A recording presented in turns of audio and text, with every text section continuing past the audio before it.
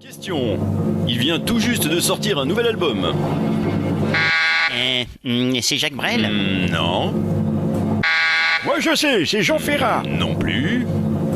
Oui, je sais, ce n'est pas facile, mais enfin, pour vous rattraper, c'est très simple. Écoutez tous les lundis, mercredis et vendredis, c'est dans les bacs et c'est sur Altitude FM.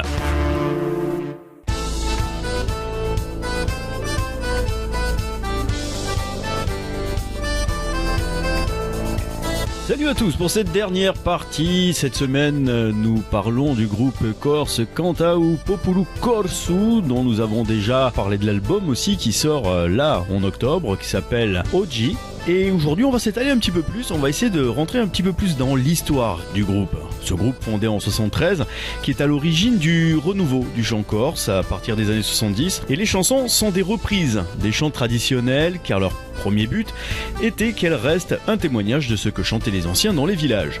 Très vite sont venues les créations du groupe, parfois à fort caractère politique, témoignant de son engagement régionaliste puis nationaliste, notamment dans les années 70 et 80, mais toujours avec l'ambition de sauvegarder, de protéger, de promouvoir les valeurs de la langue et de la culture corse. Juvan Pulupoletti et Petru Gelfucci ont également participé au groupe avant de démissionner en 81 pour des désaccords politiques et surtout pour entamer une carrière en solo.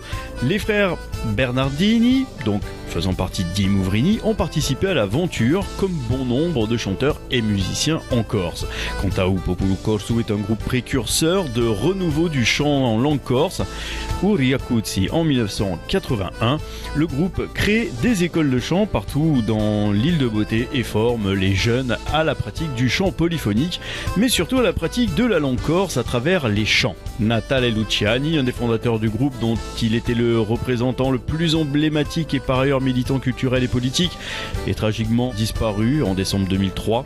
Depuis, Cantau Populu Corsu, qui reste aujourd'hui une véritable référence dans l'histoire de la musique insulaire, continue son combat pour la promotion de la langue et de la culture corse et n'hésite surtout pas à se produire hors de l'île.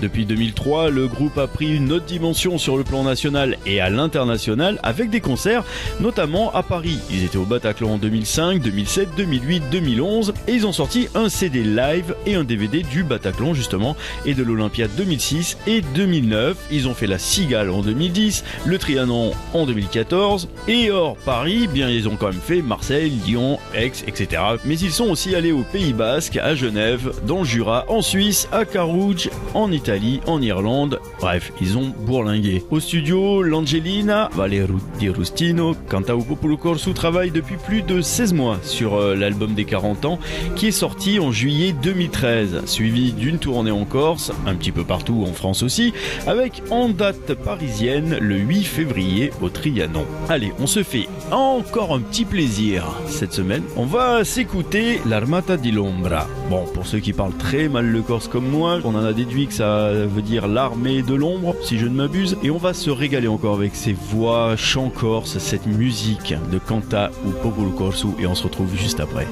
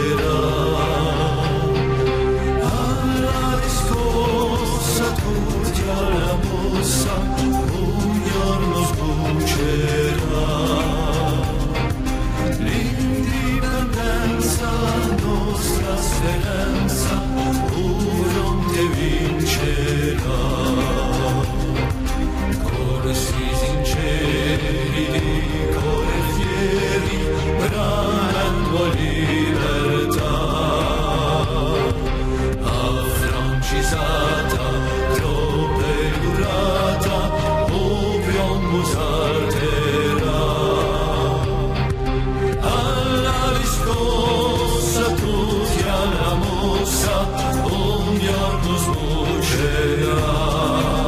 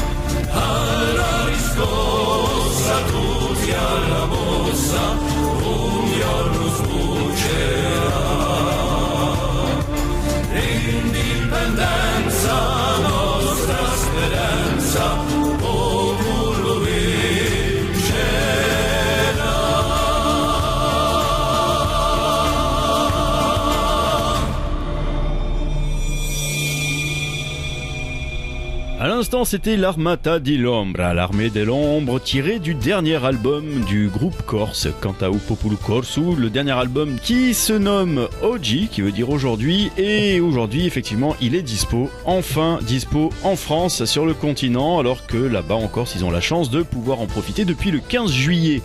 En parlant des Corses qui profitent, bien, si vous avez la chance d'être sur l'île de Beauté au mois de décembre, eh bien, sachez que le 8 décembre, ils seront en concert à Ajaccio et le 9 à Propriano. Donc c'est peut-être une bonne occasion aussi d'aller leur faire de grosses bises de la part d'Altitude FM. Je vous souhaite à tous un bon week-end. Je vous dis à la semaine prochaine. Ciao, à vous les studios, à toi Giorgio.